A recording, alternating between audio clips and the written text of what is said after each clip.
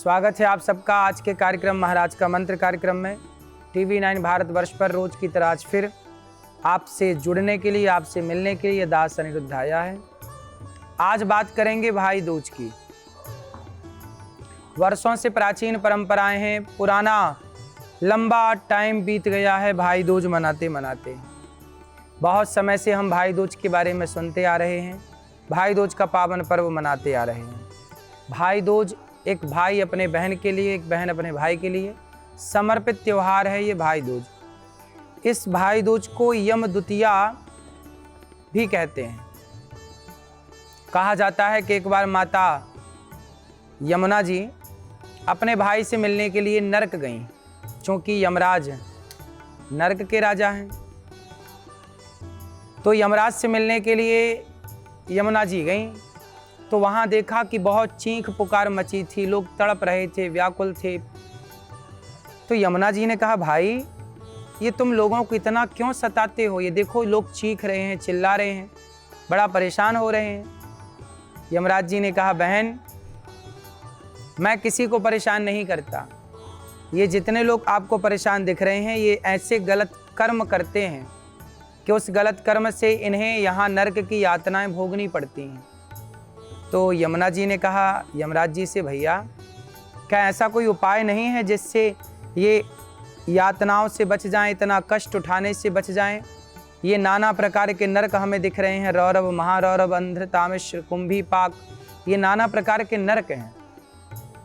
व्यक्ति जैसा पाप करता है वैसे पाप का दंड उसे नरकों में भोगना पड़ता है। तो यमुना जी ने कहा कि भैया क्या कोई उपाय नहीं है कि इन्हें इस पाप से बचाया जाए? मैं आपसे कहती हूं कि आप इन्हें मुक्त कर दो। तब यमराज जी कहते हैं कि बहन आप मेरे पास आई हैं तो मैं आपको वचन देता हूं कि आज यम द्वितीया के दिन, दीपावली के बाद जो यह भाई दूज आती है, इस भाई दूज को कोई भाई बहन यदि यमुना जी में स्नान करता है एक दूसरे का हाथ पकड़ करके, तो उसे नरक की यातनाओं से यमराज जी सदा सदा के लिए मुक्त कर देंगे। तो ये जो यम द्वितीया है, भाई दूज है, इस भाई दूज में कहा जाता है कि भाई बहन दोनों मथुरा में, विश्राम घाट में, यमुना जी में जब आप डुबकी लगाते हैं तो आप नरक की यातनाओं से बच जाते हैं। इसलिए आपके आसपास यमुना जी हों, आप यमुना जी आना चाहें तो आप यमुना जी में ज़रूर यम द्वितीया के दिन भाई बहन एक दूसरे का हाथ पकड़ के डुबकी अवश्य लगाएं। जो स्नान करता है इस दिन यमुना जी में, वो कभी नरक की यातनाओं को नहीं भोगता। ऐसा यमुना जी ने वचन ले लिया यमराज जी से, और यमराज जी ने भी वचन दिया कि अब कोई इस दिन यदि स्नान करता है तो वह बच जाएगा नरक की यातनाओं से। इस तरह से यम द्वितीया कहा जाता है। साथ ही भाई अपनी बहन को ये वचन देता है कि मैं सदा आपकी रक्षा करूँगा, हर परिस्थिति में आपका साथ नहीं छोड़ूंगा। और ये बहन अपने भाई से वचन लेती है कि सदा तुम मेरे लिए खड़े रहना। हम तो कहते हैं कि इस द्वितीया को, इस भाई दूज को हर बहन ये वचन ले अपने भाई से कि भाई इस बार आप मुझे वचन दो कि कभी किसी बहन बेटी को आप परेशान नहीं करेंगे, किसी बहन बेटी को गलत निगाहों से, गंदी नज़रों से नहीं देखोगे।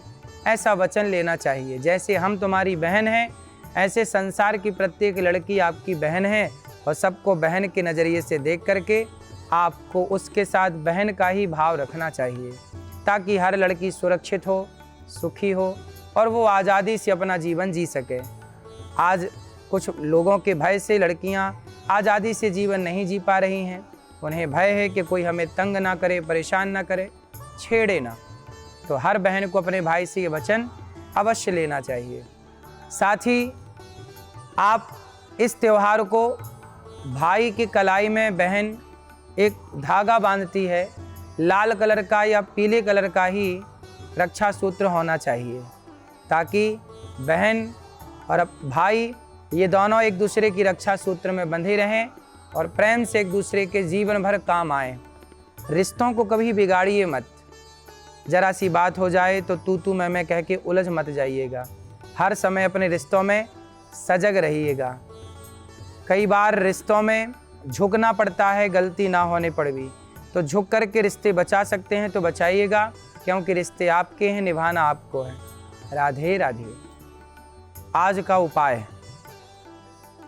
का उपाय यही है कि आज इस यम द्वितीया के दिन, भाई दूज के दिन, आप दोनों भाई बहन मंदिर जाकर के भगवान से प्रार्थना करें एक दूसरे के लिए कि आप एक दूसरे का ख्याल रखें, और एक दूसरे के लिए ये कामना कि मेरा भाई सुखी रहे और मेरी बहन सुखी रहे।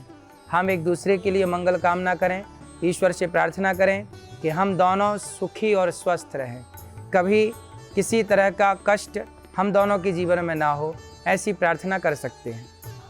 आज समाज में देखा जाता है कि भाई बहन की भी लड़ाई होती है, भाई बहन भी एक दूसरे से लड़ जाते हैं, कई बार संपत्ति को लेके, कई बार अन्य बातों को लेकर आपस में लड़ाई, मतलब आपके जीवन को पीछे करना। आप जितना लड़ेंगे आप उतना अपने लाइफ में, अपने जीवन में माइनस हो जाएंगे, पीछे चले जाएंगे। इसलिए आपको चाहिए कि आपस की लड़ाई झगड़ा छोड़ करके प्रेम मोहब्बत से जीवन को जिया जाए। प्रेम से आप अपने गृहस्थ में रहें और एक दूसरे का साथ दें। देखो होता क्या है, रिश्तों में कई बार समझ का फेर हो जाता है। कहते ना, शीशा गलती से टूटता है और रिश्ते गलत फहमियों से टूट जाते हैं। इसलिए रिश्तों को बनाए रखने के लिए हमें आपस में गलत फहमियों से बचना चाहिए। कई बार बहन कहना कुछ चाहती है, भाई समझ कुछ लेता है, भाई कहना कुछ चाहता है, बहन समझ कुछ लेती है। इसलिए जो कहा जाए, रिश्तों में पारदर्शिता हो। रिश्तों में यदि कोई हिसाब किताब है, उसमें भी एक पारदर्शिता हो कि हम आपस में प्रेम मोहब्बत से ही रहेंगे। साथ ही रिश्तों में एक चीज़ और सुधारी जा सकती है। रिश्तों में आज प्रेम की बहुत कमी है। जहाँ देखो वहाँ स्वार्थ ही स्वार्थ नज़र आता है, स्वार्थ का दलदल ही दलदल नज़र आता है, प्रेम नज़र नहीं आता। इसलिए हम सबको चाहिए कि प्रेम को बढ़ाएं और स्वार्थ को किनारे रखें, आपसी तालमेल को बनाए रखें, स्वार्थ को किनारे रखें, प्यार मोहब्बत से ज़िंदगी को जीते रहें। आनंद से जीना है, प्रेम से मुस्कुराते हुए जीना है, ईश्वर की आराधना भी करना है दोनों को मिलकर। हम परिवार में चाहे माता पिता हों, चाहे पति पत्नी हो, चाहे भाई बहन हो, हर रिश्ते को क्या चाहिए? समय चाहिए। हर रिश्ते को क्या चाहिए? समर्पण चाहिए। हर रिश्ते को प्रेम चाहिए। लेकिन आज हर रिश्ते स्वार्थ की चाशनी में डूबे हुए से नज़र आते हैं। इसलिए चाहिए कि हम बड़े प्रेम से हर रिश्ते को बहुत बेहतरीन निभाएं। द्रौपदी माँ अपना भाई किसे मानती हैं? भगवान श्री कृष्ण को। जब द्रौपदी पर संकट आया तो कौन सा भाई काम आया, जगत का या जगन्नाथ का? इसलिए कहता हूँ कि संसार से रिश्ते क्षण भंगुर है, भगवान से ही रिश्ता शाश्वत है, सनातन है।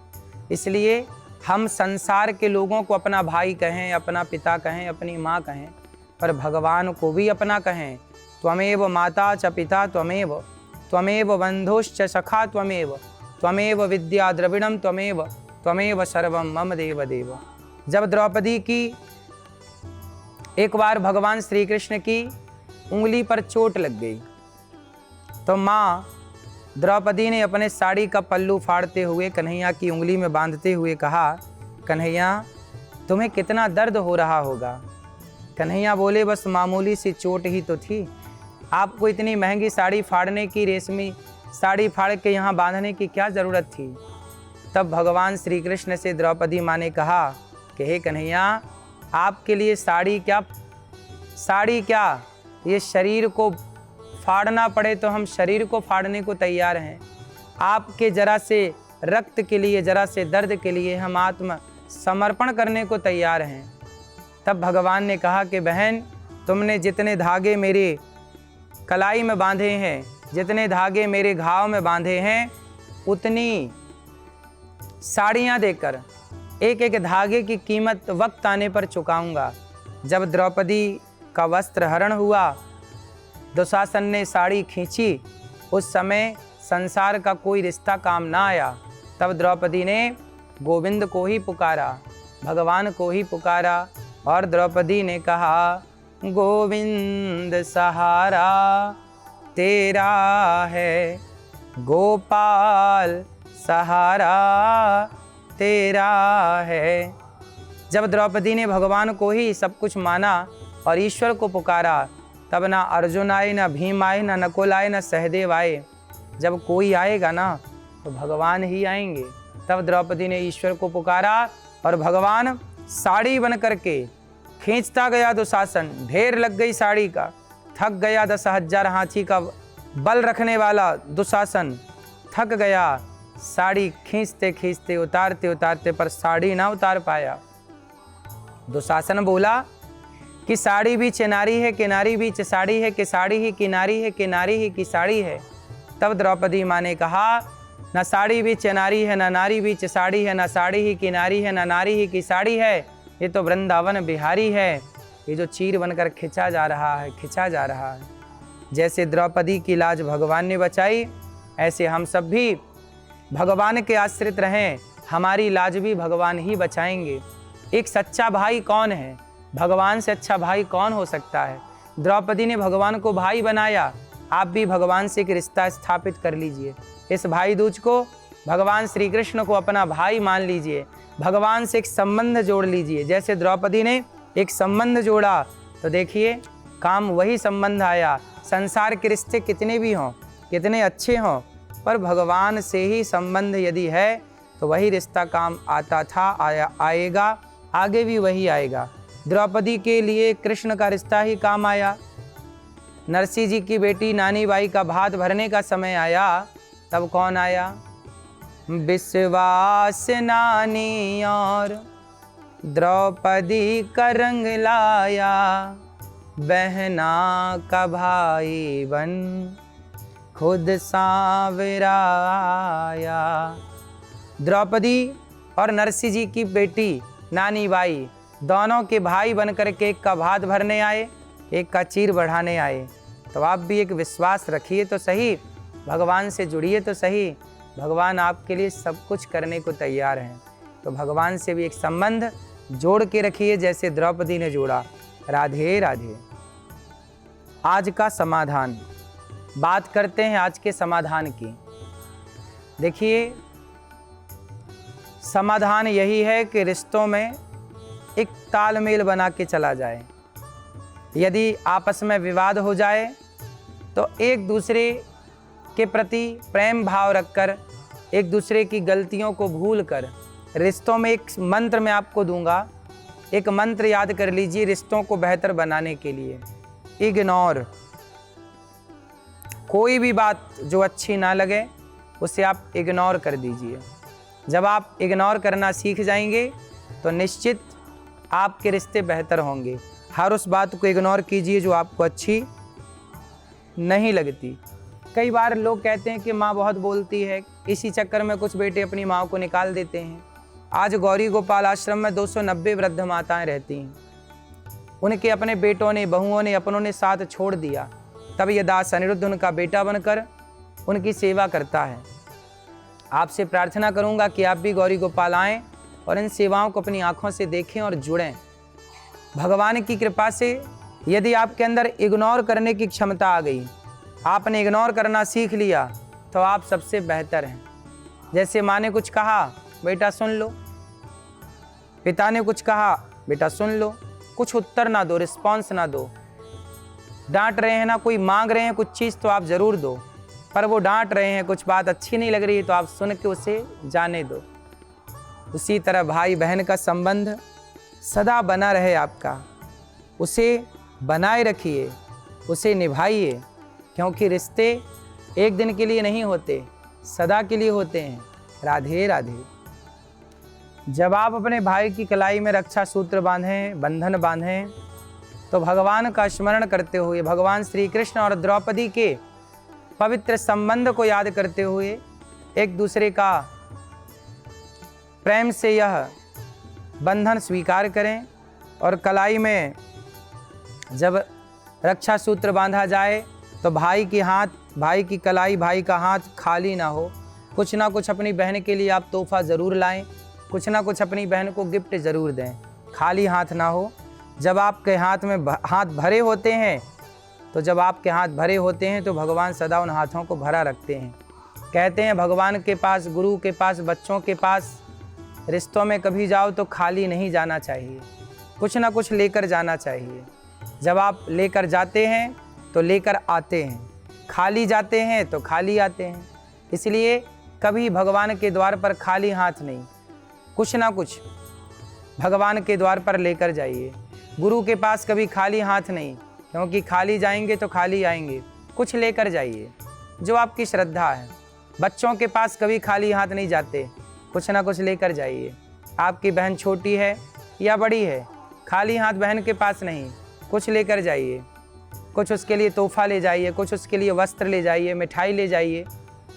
वो बहुत गरीब परिस्थिति में है तो कुछ धन का आप साथ और सहयोग दे सकते हैं। इस तरह से कुछ ना कुछ साथ देना चाहिए, कुछ ना कुछ अवश्य देना चाहिए।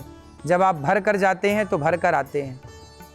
प्रेम भरता है जीवन में, संपन्नता भरती है जीवन में। खाली रहते हैं तो सदा खाली रहते हैं। इसलिए इस समय आप दोनों को भगवान से प्रार्थना करते हुए और बंधन को स्वीकार करना चाहिए। राधे राधे।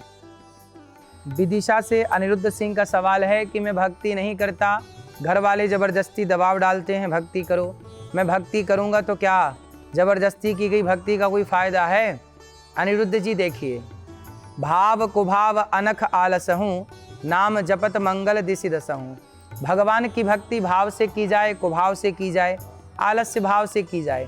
भगवान की भक्ति सदा कल्याण करती है। विभीषण ने भाव से जपा, रावण कुभाव से जपा और कुंभकर्ण आलसी था, पर तीनों को भगवान ने उनके भाव के अनुसार उन्हें फल दिया। विभीषण को लंका का राज दिया तो रावण की सदगति हुई, कुंभकर्ण की सदगति हुई। तो रिश्ते निश्चित ही कल्याणकारी होते हैं यदि भगवान से रिश्ता किसी भी भाव से जोड़ लिया जाए तो। इसलिए आप ना चाह करके भी भगवान से जुड़ें, भगवान की भक्ति करें तो वह फल आपको अवश्य प्राप्त होगा, भगवत कृपा अवश्य प्राप्त होगी। धोखे से कोई नाम ले ले तो उसका भी उद्धार हो जाता। अजामिल जैसा पापी भगवान का नाम लेके पवित्र हो गया तो आप और हम क्यों नहीं हो जाएंगे। आज के देवी देवता में बात करेंगे यमुना मैया की। यमुना मैया भगवान श्री कृष्ण की पत्नी है, चौथे नंबर की पत्नी है, पटरानी है। माँ यमुना एक बार तपस्या कर रही थी। माँ यमुना सूर्य भगवान की पुत्री हैं और कृष्ण को पति के रूप में चाह रही थी। सबसे पहले अर्जुन से भेंट हुई। अर्जुन ने कहा देवी आप कौन हैं? कहा हम यमुना हैं। क्या चाहती हो? बोले कृष्ण को पति के रूप में चाहती हैं। अर्जुन पकड़ के भगवान को ले आए, बोले ये आपकी पत्नी, आप स्वीकार करें। तब भगवान ने यमुना जी के साथ पाणी ग्रहण संस्कार किया और भगवान यमुना जी के साथ विराजे। तो जो यमुना जी हैं ये भगवान के वैकुंठ में जो विरजा है वो विरजा ही यमुना बन के कलिकाल में हम सबके बीच में अभी प्रकट हैं और भगवान की पत्नी ही यमुना जी बनकर आई और ये विरजा हैं, वैकुंठ में रहने वाली हैं और यहाँ हम पतितों के लिए माँ भगवती आज भी दर्शन देने के लिए विराजी हैं। बोलिए यमुना मैया की जय। आज का गुरु मंत्र, आज का मंत्र है यमुना जी का स्मरण करते हुए श्री यमुनायै नमः, श्री यमुनायै नमः। यमुना महारानी का स्मरण करें, यमुना जी में डुबकी लगाएं और प्रेम पूर्वक यमुना जी का स्मरण करें। कहीं भी हो आप यमुना स्नान नहीं कर पाते तो यमुना माँ का स्मरण कर लेने मात्र से आपको यमुना स्नान करने का फल प्राप्त हो जाएगा। तो आज के लिए आप सदा जहाँ हैं वहीं से यमुना मैया का स्मरण करें और यमुना माँ की गोद में रहें, यमुना माँ की शरण में रहें। आज के लकी कॉलर हैं रायपुर से युवराज चंद्राकर। आप कह रहे हैं कि बचपन में हमारी कुछ बुरी लतें थीं, बुरी आदतें थीं जो शायद हमारे दाम्पत्य जीवन को बिगाड़ सकती हैं। देखिए युवराज जी, यदि गलत आदतें आ गईं, जैसे शराब पीने की, गांजा पीने की, नशा करने की इत्यादि यदि आदतें आ गईं गंदी और भी गंदी आदतें, उन आदतों को आप छोड़िए। वो आदतें शराब पीने की, नशा करने की, कोई भी नशा हो, वो छोड़ दीजिए, वरना वो आपका परिवार, आपका जीवन तहस नहस कर देगा। आज तक जितनों ने शराब पी या जितनों ने नशा किया, सबका जीवन उठाकर देखो, सब बर्बाद हो गए। इस बर्बादी से बचना है तो हर बुरी आदत से बचिए और बेहतर जीवन जीने के लिए सत्संग से जुड़िए। आप सत्संग करेंगे, निश्चित आपका जीवन संवर जाएगा, सुधर जाएगा और जीवन में एक नया आनंद, नई ऊर्जा, नई किरण आएगी, उपलब्धि की, आपके जीवन में परिवर्तन की। राधे राधे। कल बात करेंगे आपके लिए शुभ अशुभ की। क्या आपके लिए शुभ है, क्या शुभ है, कल चर्चा करेंगे महाराज के मंत्र में। फिर TV9 भारतवर्ष पर आप एक बार जुड़िएगा 7:20 पर। आप सबके लिए फिर ये दास अनिरुद्ध कल की वार्ता लेकर आएगा। शुभ अशुभ, क्या शुभ है आपके लिए, क्या शुभ है। राधे राधे। तब तक अपना ख्याल रखिए, सुखी और स्वस्थ रहिए। सबको जय श्रीमन नारायण, जय श्री कृष्णा। राधे राधे।